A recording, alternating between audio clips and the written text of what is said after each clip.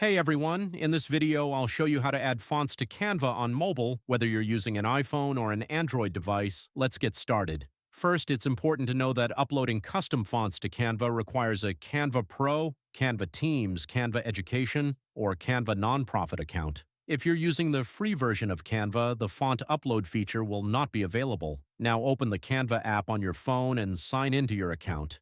If you're using an iPhone, tap on the menu icon. If you're using Android, tap on the More icon, which is the three dots in the bottom right corner of the screen. This will open the Settings menu. Here, look for Brand Kit or Brand Hub, depending on your version of Canva. Open it and you'll see the option to upload a font. Tap on it.